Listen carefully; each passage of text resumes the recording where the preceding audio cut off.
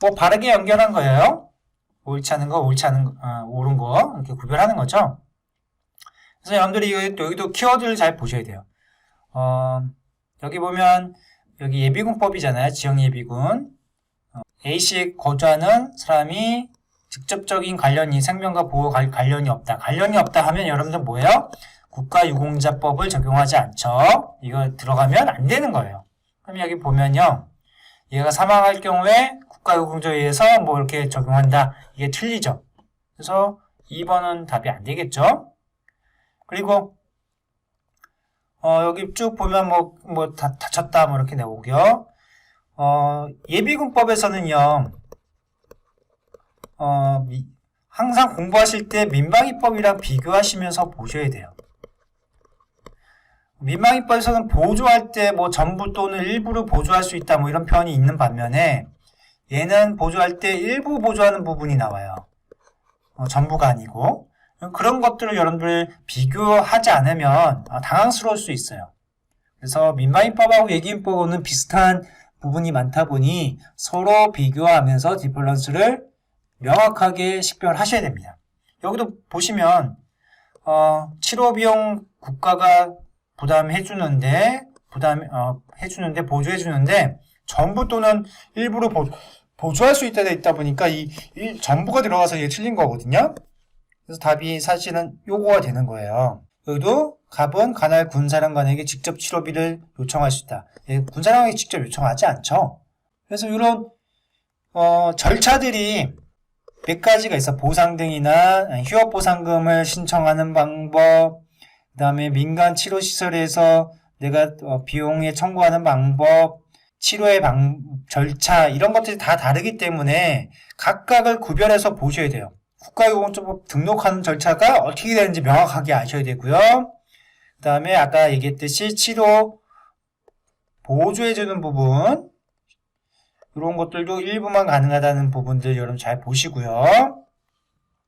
그 다음에 민간의료 치료 시의 치료비 지급 절차와 휴업보상금 지급 절차가 비슷한데 약간 틀려요. 그런 절차들 그 다음에 치료할 때의 절차들도 다 다르기 때문에 여러분들 잘 구별해서 보셔야 된다. 다음으로 이 단순 사항형 문제가 뭐냐면요.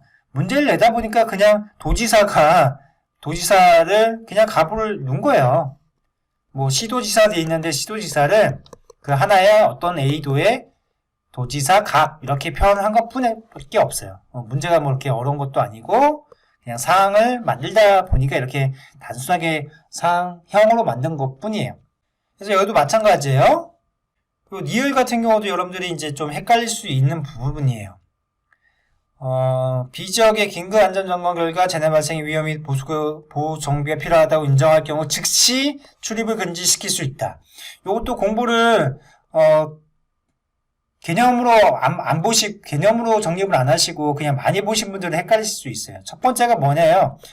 긴급 안전점검을 먼저 해요. 그래서 그거에 따라서 위험이 높으면 세 가지의 조치를 해요. 그 중에 하나가 정비시키는 것도 있죠. 이거를 하고 나서 그럼에도 불구하고 위험하다고 생각하면 뭘 하냐. 그때서 출입을 금지시키고 뭐 제한시키는 조치를 할 수 있다. 또 경우에 따라서는 행정 내집행도 할 수 있다. 이렇게 돼 있어요. 단계가 있어요. 단계. 이 단계가 있는데 이거를 개념을 정립 안 하시고 가신 분들은 이게 다 본 내용이거든요. 있는 내용이에요. 그러니까 헷갈릴 수가 있는 거죠. 그러니까 니을은 없는 거죠. 그럼 여러분들은 니은은 당연히 동그라미가 되는 거고요. 기억 디귿 중에 하나만 알면 되겠죠. 갑이 B지역을 특정 지역으로 지정하려면 미리 심의를 거쳐야 된다. 요 특정관리 지역은 그냥 단독으로 하죠. 그냥 심의 같은 게 없어요. 단독으로 하지 심의 승인 이런 게 없어요. 단독으로 합니다. 중앙정부나 지자체가 단독으로 하는 거예요. 그래서 심의를 거치는 절차가 없다. 답이 3번이죠. 그래서 이런 것들도 다 정리를 하시고 저희 교재에 이런 것들이 반영이 돼 있죠. 이런 것들도 다 교재에 있는 내용이에요. 이렇게 제가 정리를 해드렸어요. 그래서 여러분들이 알아야 될 내용들 모든 걸 다 정리 못 해드렸겠지만 그래도 여러분들이 많은 부분을 정리를 해놨기 때문에 여러분들이 조금만 더 정리를 하시면 문제를 쉽게 풀 수 있다. 이번 문제 요거 같은 경우도 함정 같은 게 좀 있어요. 옳지 않은 것을 골라라. 예비군법이죠.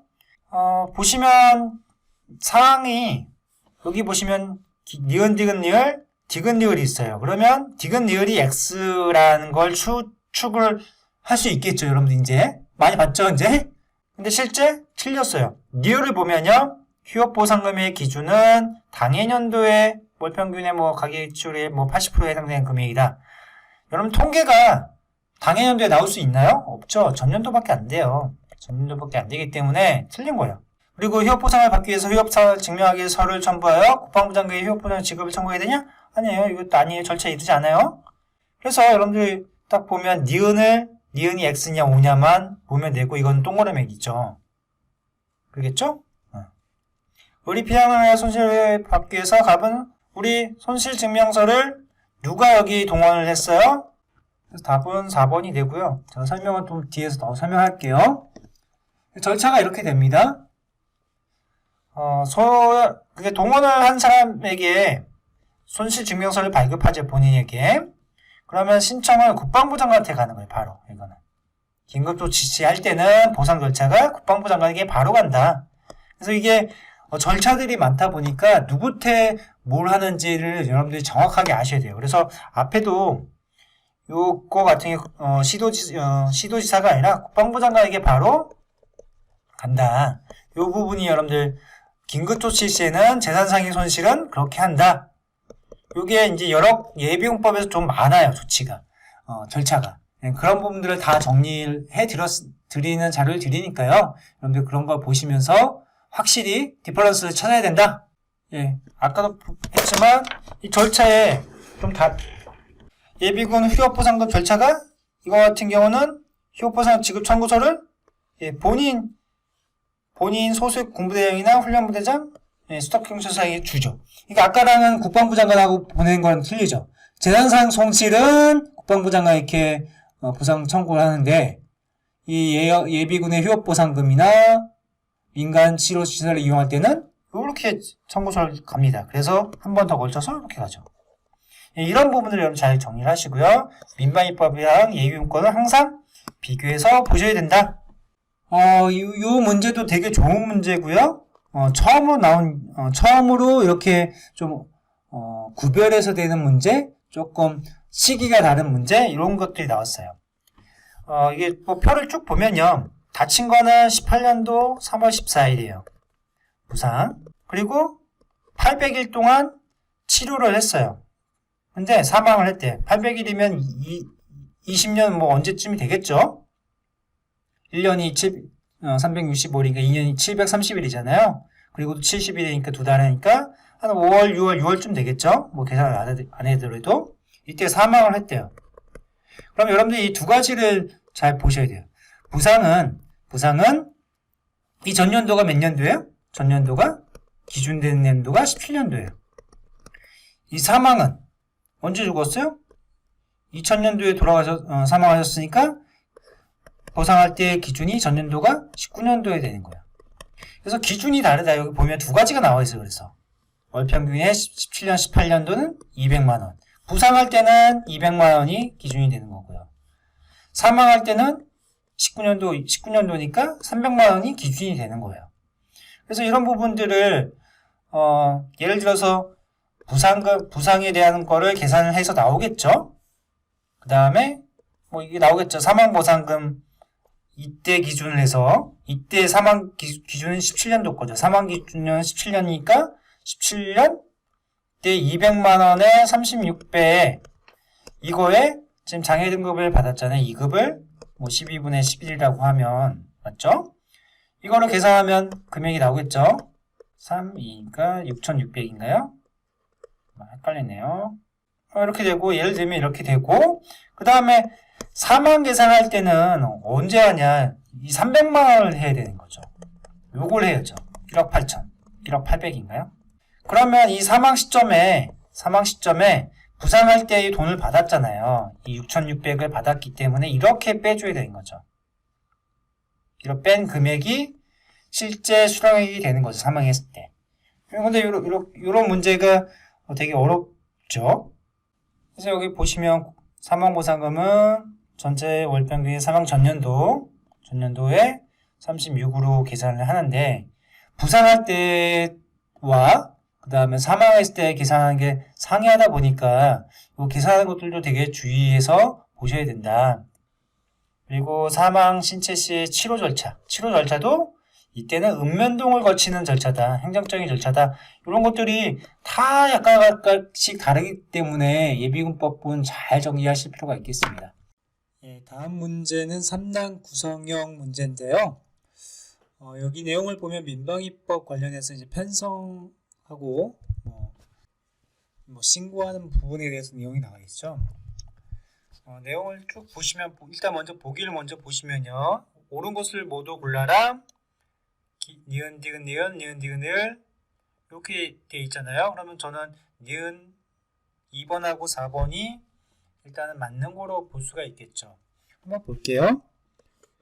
9월 30일자로 21년도 9월 30일자로 직장 민방위 대해서 갑은 퇴직했대요. 퇴직하고 21년도 11월 1일 지금은 B동 A씨 B동에 거주하고 있어요. 그럼 지역 민방위 대에 편성이 되겠죠? 보시면 우리가 그 직장 민방위 대를 편성하고 나서 그 대원들이 뭐 신상 변동이 일어나면 우리 14일 이내에 해당 거주지 읍면동에다가 통보를 해주게 돼 있어요. 신고를 하게 돼 있죠. 그래야지 읍면동에 편성을 할 수 있겠죠. 직장 민방위에서 뭐 퇴직했는데 그냥 계약 냅두면 어떻게 되겠어요? 그 지역 민방위를 편성할 수가 없잖아요. 그래서 그런 부분 때문에 14일 이내에 신고하게 돼 있고 과태료 또 부과가 되는 거죠. 그러면 상황을 보면 이때부터 하면 10월 14일까지 신고를 해야겠죠. 이 사이에 22년도고요. 그래서 보시면 지금 10월 7일까지 퇴직 신고를 하면 안 되겠죠. 그러면 디귿이 기억이 있으면 안 되겠죠. 그리고 을이 이제 직장 민방위 대장이죠. 을을 삭제하고 2022년도 민방위 대안을 작성해서 1월 10일까지 A 시장에게 송부하겠죠. 직장 민방위 대장이니까 얘는 이 갑은 빠졌고 전년도에 빠졌고 그리고 그 빠진 걸 빼고 나머지 대원들 명부를 작성해서 1월 10일까지 시군구청장에게 송부하게 돼 있죠. 그래서 답이 기억 이렇게 되는 거죠. 나머지도 이게 맞겠죠. 10월 14일까지 이동사항을 신고해야죠. 요 갑은 개인도 14일에 신고를 해야 되는데 안 했고, 을은 이동사항도 직장 민방위 대상도 신고를 해야 되는데 신고하지 않았죠. 그래서 신고해야 된다 맞는 표현이고요. B의 동장은 갑의 이동사항에 대해 의뢰 신고에 있을 때 갑에게 즉시 지역 민방위 편입 조치를 해야 된다. 예, 접수 받으면요 바로 신고가 있었으면 바로 편입을 해야 되겠죠. 그래서 답은 4번이 될 거예요. 그래서 이렇게 여러분들이 정리하는 내용들을 14일 이내 벌칙 각각 누구한테 하는지 이것들을 잘 정리를 하셔야 됩니다.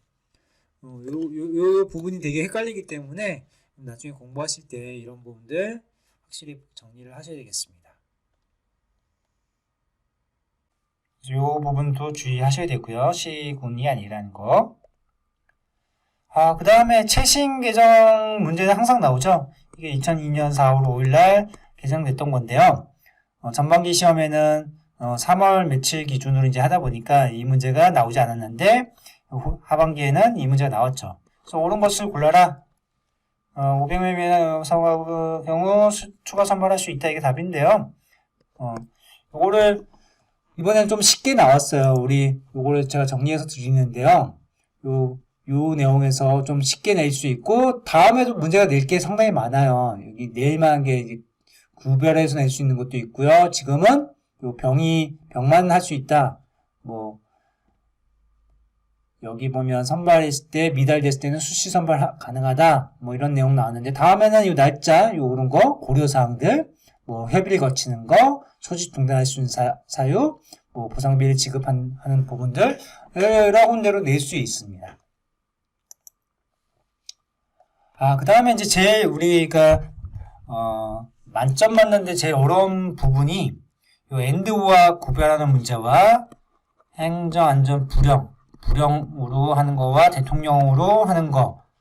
요거를 이제 구별하는 게 제일 어려워요. 그리고 그만큼 그것까지 다 외우고 공부하기는 어려워요. 그래서 이런 것들은 여러분들이 그 법령만 공부하신 분들은 좀 구별해서 보실 필요가 있겠지만, 헌법하고 같이 하신 분들은 특징적인 것들만 좀 살펴보시고, 내가 공부할 때 법률에 공부하다가 그 밑에 추가적으로 있는 내용들 있잖아요. 시행령에 있는 거. 그런 것들은 대통령령이지. 내가 이렇게 보고 밑으로 있지. 많이 해독하시다 보면 그런 느낌이 있거든요. 그래서 그런 것들, 내가 공부한 내용이 있었어. 이렇게 하시면 대통령에 있는 거죠. 그런 부분들 좀 보실 필요가 있어요. 여기 옳지 않은 것을 골라라인데요. 요 3번이 답이거든요. 이게 틀린 건데 어떻게 나왔냐? 동원할 때는 민방위 대행의 동원 명령을 내리고, 여기도 엔드 나왔죠. 방송 등을 공고해야 된다. 이건 맞아요. 근데 국가안전 보장이 필요하고 엔드, 시간이 없어야 돼. 공고하지 아니한다. 이렇게 돼 있어요. 근데 조문에는 5화로 돼 있어요. 여기가 국가안전 보장을 위해서 필요하거나 5화 공고할 시간적 여유가 없을 때 하나야 공고하지 않아야 할 수 있다. 이렇게 돼 있다 보니까 이거 다 풀다 보니까 다 맞는데 되게 이러다가 시간을 많이 뺏겨요. 그래서 여러분들이 평상시 공부할 때 엔드와 같은 경우는 항상 오한지 엔드인지를 잘 구별을 하셔서 평상시부터 구별을 하셔야 되는 거예요. 이런 것들 평상시에. 그래야지만 딱 나왔을 때 이렇게 꼬아내겠지 하는 느낌이 있게 되는 거죠. 그런 노력을 안 하시면요, 정말 이런 것들 시간 많이 뺏겨요. 물론 나중에 답을 찾겠지만 시간이 부족한 시험에서 너무 많은 시간을 뺏긴다. 그래서 공부를 어떻게 해야 되는지 여러분들 잘 아시겠죠? 다음으로 경보 단말 장비의 인증에 대해서 옳지 않은 것은, 여기에 계속 나오고 있어요. 여기에 이제 최근에 계속 이슈가 되고 또 법령도 많이 바뀌고 해서 이 영역이 계속 출시되고 있는데요. 기존에도 어렵게 났는데 이번엔 더 어렵게 냈어요. 여기 인터넷 공부하는 내용이, 관보나 인터넷에 공부하는 내용이 법령에 나와 있어요. 이렇게. 근데 인증기간을 취소하는 경우가 아니라 인증을 취소나 뭐 지정할 경우에 공고해야 된다는 이런 내용이 나와 있고, 인증 기간을 취소하는 내용은 없어요. 이러다 보니까 이게 두 개가 이렇게 차이가 있다는 것을 알았던 사람이라면 당연히 이게 답이 나올 텐데 이것도 다 옳은 것처럼 보일 거예요. 그래서 시간이 많이 뺏길 수도 있었겠다는 생각이 많이 드는 거죠. 에라 모라 나중에 찍은 사람도 있을 거예요, 분명히. 그래서 요게 되게 어렵게 냈고 꼼꼼히 비교를 안 했으면 이런 것들은 너무 어려운 문제다. 보시면 여기 인증을 하거나 취소하는 경우에 관보나 홈페이지에 공고해야 한다. 인증기간이 취소하고 지정하고 하는 내용이 아니에요. 여기 보면 처음에는 인증을 할 수 있다, 인증기간 지정 운영할 수 있다, 인증을 취소할 수 있다, 인증기간을 취소할 수 있다. 각각 쌍으로 이렇게 돼 있죠. 근데 요건 시행령이니까 시행령에 요거만 나와 있어요. 인증만 나와 있어요. 인증을 지정하거나 취소할 경우. 인증 기간을 취소하고 이런 내용이 없다는 거. 이게 상당히 어려웠겠죠.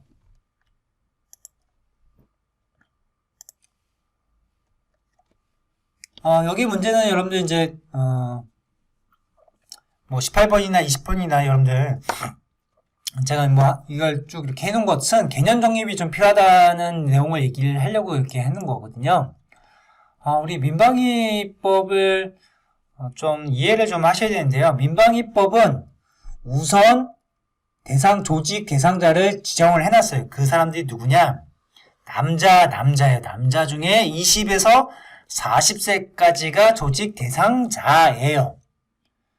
그리고 조직 대상자 말고 지원 가능자도 있죠. 그래서 두 개를 합쳐서 이제 나중에 편성을 하게 되는데, 민방위법은 어떤 개념으로 접근을 하느냐? 이 조직 대상자 중에서 조직 제외 대상자에 해당되는 어떤 직업이나 어떤 상태 뭐 이런 것들에 대해서만 제외를 시켜주는데, 이 제외시켜주는 직책이나 이런 사항들을 보면 다른 것들도 다른 영역 이런 조직 제외 대상자들은 지원을 할 수가 없는 거예요. 남자를 보면요, 우리 나이는 우리 법령에는 안 나와 있지만 시행규칙에 17세라고 돼 있어요. 17세 이상으로.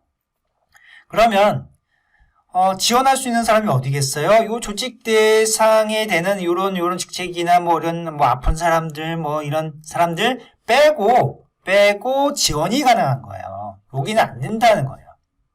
41세 이상도 지원은 가능한데 요런 사람들은 이걸 하라는 거예요. 이 역할을.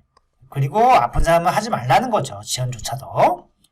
여성도 다 되는 게 아니라 요런 조직 제외 대상자는 안 되고 17세 이상의 지원 가능자만 되는 거예요. 요런 데는 안 된다는 거죠. 요거를 잘 이해 못 하시면 좀 헷갈리시는 영역이 있다 보니 요걸 잘 구별하시라는 부분과, 우리 조직 제외, 민방위에서 조직 제외 대상자가 있고요. 첫 번째. 그 다음에 두 번째가 뭐가 있어요? 면유죠. 민방위는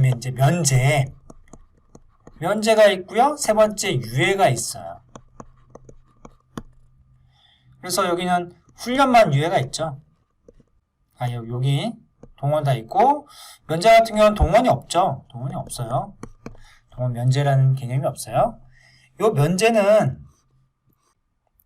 해당 사유가 되면 면제를 시켜주는 거예요. 뭐예요? 우리가 이거 공부를 했죠. 집삼제 특유 이렇게 공부를 했잖아요. 그래서 요 유예 사유는 신간제부 이렇게 공부를 가르칩니다. 제가. 그러면 이 집삼제 특유에 대한 것은 동원이나 훈련을 아예 못하는 거고요. 빼주는 거고요. 유예는 우리 민방위 훈련을 이해를 하시면 좀 좀 가능한데, 쭉 1년에 뭐 3월이면 3월부터 10월 때까지 여기 기본교육 시키고 보충교육 1, 2차 뭐 이런 식으로 교육을 하다 보니 이 중에 한 번만 받으면 되거든요. 그러다 보니까 유예 기간이 여기서 유예했다. 그러면 여기 또 받아야 되는 거예요. 그 연도에. 그런데 여기 집삼제 특유에 관련된 요 집행 중인 사람들은 당연히 못 받죠. 그래서 면제시켜주는 거고요. 3개월 이상 해외여행이 거거나 체류하고 있으면 이거를 할 수 없다고 이제 보고 그냥 면제를 시켜버려요. 그래서 이런 특이한 사항들 여러분들 개념을 좀 알면 이런 것들을 좀 이해할 수가 있다는 거죠. 그래서 여러분들이 이런 것들을 명확하게 조직 제외하는 건 신분과 병역 요인 그리고 기타 요인으로 이렇게 나뉘는데요. 이런 부분은 조직을 제외해준다. 니는 이런 역할을 열심히 해라. 그리고 이런 사람들 어쩔 수 없이 고생을 하니 너희들도 한 거로 쳐줄게. 네 학생들 열심히 공부해라. 공공직업능력개발훈련생은 그런 뭐 민방위 사태 시 열심히 교육을 받아라. 이런 개념이고요. 심신장애인과 만성의학자 니네들은 야 조직하지 말자. 아예 빼버리자. 이런 개념인 거예요. 그래서 이렇게 저희들이 이제 정리해서 자료를 주는데 훈련 면제와 동원 유예는 있죠. 근데 훈련에는 동원 면제는 없어요. 동원은 실제 상황인데 면제를 해줘도 의미가 없죠. 그래서 동원 면제는 없고요. 훈련은 동원유예와 훈련유예가 있을 수 있어요. 그래서 이런 절차들도 여러분들 잘 다 구별해서 보실 줄 알아야 되고요. 각각 이런 비교를 전체적으로 하셔서 공부를 할 수 있도록 이렇게 자료를 제공해 드립니다. 마지막 문제가 되는데요. 이번엔 관련 법령에 관련 법령 문제가 나왔어요. 예비군 지휘관이 될 수 있는 사람은 찾는 건데요. 이거 국가공무원법을 적용하죠. 군무원이잖아요. 그래서 국가공무원법을 적용하고요. 비대법의 비상계획관들은, 비상대비 업무 담당자들은 군인사법을 적용하죠. 그래서 군인사법이 더 강하게 되어 있어요. 그런 건 좀 보시고요. 여기서 뭐 답을 구하자는 얘기는 아니고요. 이거를 좀 보라는 거예요. 형법상 공연 음란죄를 범하여 300만 원의 벌금을 선고를 받고 그 형이 확정되지 않은 사람. 우리 횡령 배임이 있죠. 그 다음에 횡령 배임이 있고 배임에 관한 죄가 있고 성범죄가 있죠. 그러면 요거를 3, 2, 1, 3 300만 원, 100만 원, 2년 이하일 때, 3년 이하일 때, 300만 원 이하일 때, 요럴 때는 예비군 지휘관이 될 수가 없죠. 요럴 때는 될 수가 없어요. 그리고 여기는 엔드 조건이에요. 엔드 조건이고, 결론적으로 거꾸로 얘기하면요. 이 두 조건 중에 하나만 만족해도 지휘관이 될 수 있다는 거예요. 그런 거를 여러분들 정확하게 개념을 모르시면 이 문제가 상당히 어려울 수가 있어요. 근데, 여러분들이 성범죄에 대해서는 이 형법상의 공연 음란죄도 성범죄 되는가? 여러분들 공부하신 적이 없잖아요. 이게 어떤 문제냐면, 이게 국가공무원법에 쭉 이렇게 성폭력 범죄, 그러니까 요 영역이 나와 있잖아요. 국가공무원법에 성폭력 범죄 처벌 등의 특례주 제2조에 따른 성폭력 범죄 100만 이상, 이상으로 이런 사람은 엔드 조건이 돼 있잖아요. 그러면 이 2조에 따른 성폭력 범죄, 사실 국가공무원법도 관련 법령인데, 여기에 또 관련 법령이 이거를 보지 않으면 안 된다는 거죠. 이제 문제가 관련 법령이 나온 거예요. 그러니까 우리가 흔히 강간죄 이렇게 하면 성범죄구나, 유사강간 다 많이 들어봤으니까요. 이해하겠는데, 음행 매개죄, 음화 반포 등, 음화 제조 등, 공연 음란의 죄가 역시 성폭력 범죄에 포함이 되는 거예요. 그래, 이 제2조의 성폭력 범죄까지 공부를 이제 해야 된다는 거죠. 근데 여러분들, 제가 이제 제 교재에 이제 반영을 해놨는데요. 이런 걸로 한번 보신 분들은 이제 쉽게, 이렇게 나와도 알 수가 있겠죠.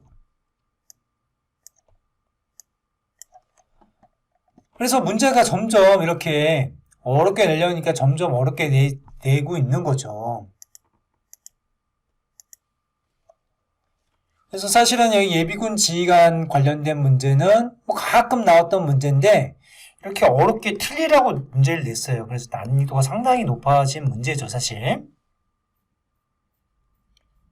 근데 하여튼간 성범죄라고 하면 이 성범죄잖아요. 그러면 300만 원의 벌금 선고 받았으니까 예비군이 될 수 없는 조건이 하나는 만족했고요. 그 형이 확정된 후 2년이니까 3년이 안 됐으니까 시험을 못 보겠죠. 될 수가 없죠. 그럼 디귿이 있으면 안 되는 거죠. 답은 이쪽이나 이 둘 중에 하나가 되는 거죠. 그리고 당연히 니은이나 니을 중에 하나만 알면 되겠죠. 우리 배임 같은 것도 볼게요. 100만 원의 벌금을 선고받고 이게 성립이 안 되죠. 그러면 얘는 시험을 볼 수 있는 거죠. 이해하셨죠? 그래서 1번이에요. 근데 여기 보면 파면, 국가공무원법은 파면과 여기 보시면 파면하고 해임하고 달라요. 군인사법에 있는 비상대비 업무 담당자는 다 5년인데 여기 해임하고 파면이 서로 다르다. 여기는 해임 같은 경우는 3년만 지나면 시험 볼 수 있는 반면에 파면은 5년이 지나야 된다. 그래서 군인사법하고 다르다는 거 여러분들 잘 기억을 하셔야 되겠고요. 요것도 정확하게 개념을 아셔야 된다. 이렇게 말씀을 드립니다.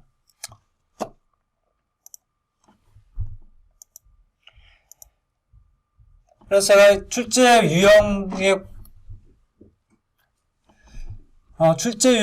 그 2002년도와 상반기와 하반기를 다 보면요. 둘 다 어려웠어요. 상반기는 길어서 어려웠고요. 시간이 부족해서 어렵고요.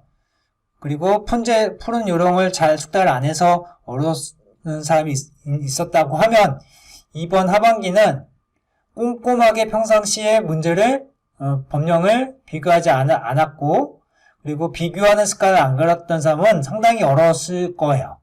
그리고 정확한 개념을 가지고 있지 않으면 상당히 어려웠던 문제가 이번 22년도 하반기 문제다. 그래서 공부를 어떻게 해야 되냐? 아까도 얘기 드렸지만 단순히 많이 읽는다고 해서 이게 좋은 공부 방법은 아니에요. 개념 위주로 먼저 정리해서 확실히 꼼꼼하게 보신 다음에 이후에 하나하나 담거나 하면서 꼼꼼히 디퍼런스 차이점들을 비교해가는 방법으로 공부를 하셔야 되고요. 그리고 그 다음에 암기를 하실 필요가 있는 거죠.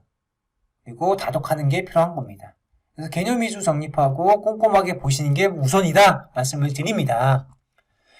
이번에는 재난안전법 관련해서는 좀 어렵게 안 나왔지만 이게 또 트렌드가 달라져서 또 어렵게 나올 수가 있거든요. 그래서 재난안전법은 좀 문제를 많이 풀어보시고 그 문제를 통해서 좀 각인시키는 효과를 많이 해야지만 문제를 쉽게 풀 수 있다. 나왔던 부분만 공부하시면 안 된다. 그 얘기를 드리고 싶습니다. 먼저 일부 내용은 여기까지 말씀을 드리고요. 세부적인 강의 관련해서는 뒤에서 설명드리겠습니다.